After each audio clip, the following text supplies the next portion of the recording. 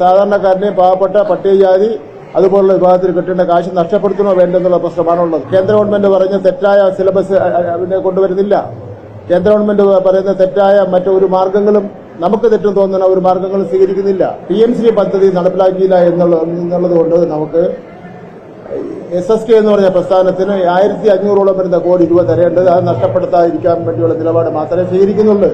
ഒന്നില് കേരളത്തിലെ 47 ലക്ഷത്തോളം വരുന്ന വിദ്യാർത്ഥികളെ പ്രത്യക്ഷമായും പരോക്ഷമായും അവരെ ബാധിക്കുന്ന പ്രശ്നമാണ്.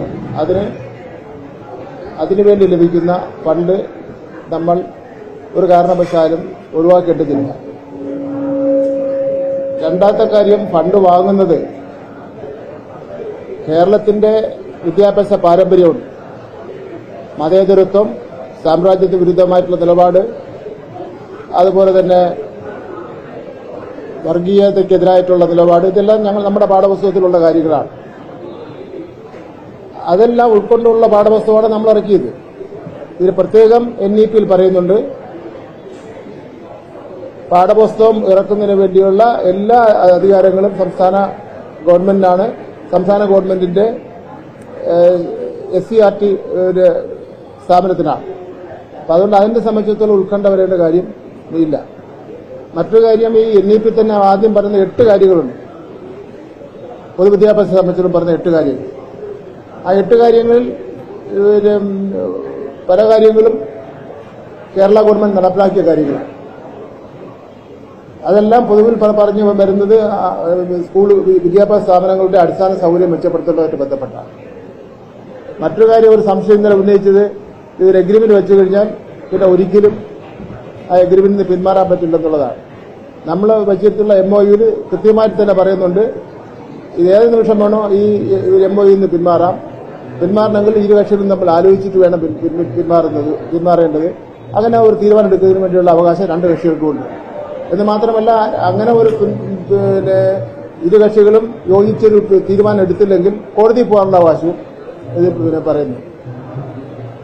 അപ്പോ കേരളത്തിലെ ഇന്നലെ വരെ തുടർന്ന് വന്നിട്ടുള്ള ഇടതുപക്ഷ ജനാധിപത്യ പ്രസ്ഥാനത്തിന്റെ വിദ്യാഭ്യാസ നയം ഒരു കാരണവശാലും അടിയറ വയ്ക്കുന്ന പ്രശ്നമേ ഇല്ല. ഇന്നലെ BJP-യുടെ നേതാവ് സുരേന്ദ്രൻ പറയുന്നത് കേട്ടു, ദേശീയ അടിസ്ഥാനത്തിലുള്ള RSS-ന്റെയും അതുപോലെ ഉള്ള ആൾക്കാരുടെ ചരിത്രവും അവരുടെ പ്രവർത്തന ശൈലിയൊക്കെ തന്നെ ഞങ്ങൾ കേരളത്തിലെ വിദ്യാർത്ഥികളെ പാഠപുസ്തകത്തിലൂടെ പഠിപ്പിക്കും എന്നാണ് പറയുന്നത്. അത് ഒരു കാരണവശാലും കേരളത്തിൽ നടക്കാൻ പോകുന്ന കാര്യമല്ല.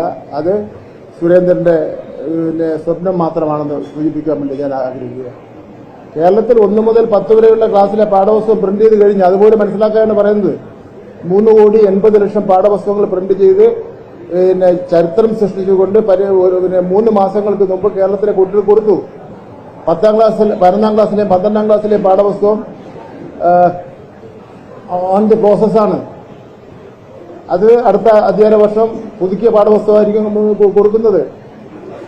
കേന്ദ്ര ഗവൺമെന്റ് തന്നെ തെറ്റായ ഒരു നിലപാട് പാഠപുസ്തകത്തിന്റെ ഉള്ളടക്കത്തിൽ സ്വീകരിച്ച അവസരത്തിൽ ബദൽ പാഠപുസ്തകം ഇറക്കി. ആ ബദൽ പാഠപുസ്തകത്തിന്റെ അടിസ്ഥാനത്തിൽ പരീക്ഷ പോലും സംസ്ഥാന ഗവൺമെന്റ് നടത്തിയതാണ്. പക്ഷേ ഈ കാര്യങ്ങളെല്ലാം പറയുമ്പോഴും കേന്ദ്ര ഗവൺമെന്റിന് കിട്ടേണ്ട ഫണ്ട് നമ്മൾ എന്തിനു ഉപേക്ഷിക്കപ്പെടുന്നു എന്നുള്ള പ്രശ്നമാണുള്ളത്. ഈ 2 കാര്യങ്ങളും കൂടെ ക്ലിയറാക്കാൻ വേണ്ടിയാണ് ഞാൻ നിങ്ങൾ വന്നപ്പോൾ ചോദിച്ചപ്പോൾ നിങ്ങളോട്ടൊരു പടക്കം വേണ്ട എന്ന് പറഞ്ഞ് ഇത്രയും കാര്യം പറയാൻ വേണ്ടി തീരുമാനിച്ചിട്ടുള്ളത്. ഞാൻ ഇപ്പോഴേ പറയുന്നു, ഇന്നലെയും പറഞ്ഞാൽ നമുക്ക് അതിന്റെ ഡീറ്റെയിൽസ് ആയിട്ട് പറഞ്ഞ് നമുക്കുള്ള സൗഹൃദം ഇല്ലാതാവില്ല. ഇനി വീണ്ടും പഴയ രൂപത്തിൽ ചോദിച്ചാൽ ഞാൻ ആൻസർ ചെയ്യില്ല.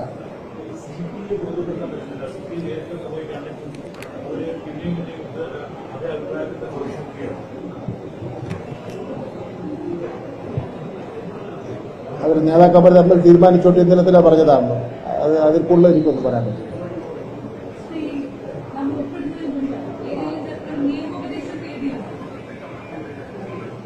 അതെല്ലാം നിയമോപദേശം തേടിയിട്ടില്ല.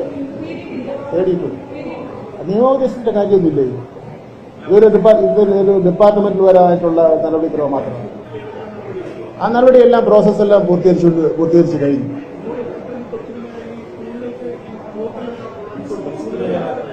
ഞാൻ ഇന്നലെ പറഞ്ഞല്ലോ PM ശ്രീ പദ്ധതി യഥാർത്ഥത്തിൽ കേരളത്തിൽ നമുക്ക് അതിന്റെ ആവശ്യമില്ല. 165 സ്കൂളുകൾ തിരഞ്ഞെടുത്തിട്ടുണ്ട്. നമുക്ക് അവിടെ അതിന്റെ ആവശ്യമില്ല.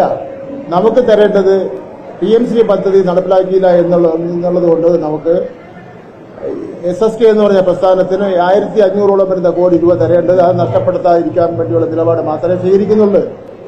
അതിനാ നമ്മൾ നഷ്ടപ്പെടുത്തുന്നു എന്നുള്ള പ്രശ്നമാണുള്ളത്. നമ്മൾ അവരുടെ കേന്ദ്ര ഗവൺമെന്റ് പറഞ്ഞ തെറ്റായ സിലബസ് കൊണ്ടുവരുന്നില്ല. കേന്ദ്ര ഗവൺമെന്റ് പറയുന്ന തെറ്റായ മറ്റൊരു മാർഗങ്ങളും നമുക്ക് തെറ്റും തോന്നുന്ന ഒരു മാർഗങ്ങളും സ്വീകരിക്കുന്നില്ല. ഇവിടെ നമുക്ക് 1500 കോടി രൂപ സാധാരണക്കാരനെ പാവപ്പെട്ട പട്ടികജാതി അതുപോലുള്ള വിഭാഗത്തിൽ കിട്ടേണ്ട കാശ് നഷ്ടപ്പെടുത്തണോ വേണ്ടെന്നുള്ള പ്രശ്നമാണുള്ളത്. നഷ്ടപ്പെടുത്താൻ പാടില്ലെന്നുള്ളതാണ് എഡ്യൂക്കേഷൻ ഡിപ്പാർട്ട്മെന്റ് ചിന്തിക്കുന്നത്.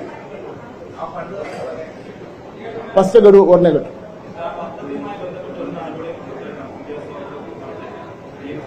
ഒന്നും നടത്തില്ല, ഒറ്റ കാര്യം ചെയ്തിട്ടില്ല.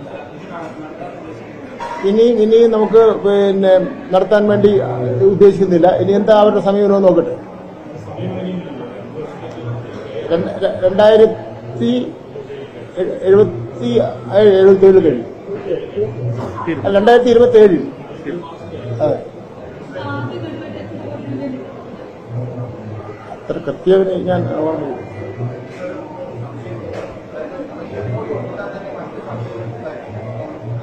അതെ അതെ, നമുക്ക് 2-3 ഇനത്തിലുള്ള ഫണ്ടുണ്ട്. SSKയുടെ ഫണ്ടുണ്ട്, പിന്നെ വേറെന്താ സ്റ്റാർസ് പദ്ധതിയുടെ ഫണ്ടുണ്ട്. SSKയുടെ ഭാഗമാണ് സ്റ്റാർസ് പദ്ധതി. സ്റ്റാർസ് പദ്ധതിയിലേക്ക് എന്ന് പറഞ്ഞാൽ ഇപ്പം തന്നെ ഈ വർണ്ണക്കൂടാരം 150ഓളം വരുന്ന വർണ്ണക്കൂടാരം ഉണ്ട്. പിന്നെ നമ്മുടെ കുട്ടികളുടെ ഒരു സുഖമില്ലാത്ത ഭിന്നശേഷി കുട്ടികളും അതുപോലെ ഓട്ടിസം ബാധിച്ച കുട്ടികളുടെയൊക്കെ ചികിത്സയ്ക്കൊക്കെ ഈ ഫണ്ടാണ് ഉപയോഗിക്കുന്നത്. ഓട്ടിസം ബാധിച്ച കുട്ടികൾക്കും ചികിത്സയ്ക്ക് വേണ്ടി ഉള്ള ഓട്ടിസം സെന്റേഴ്സിനെ സംരക്ഷിക്കുന്ന ഈ ഫണ്ട് ഉപയോഗിച്ചാണ്. 2 മാസക്കാലമായി അവർക്ക് ആർക്കും ശമ്പളം കൊടുക്കുന്നില്ല.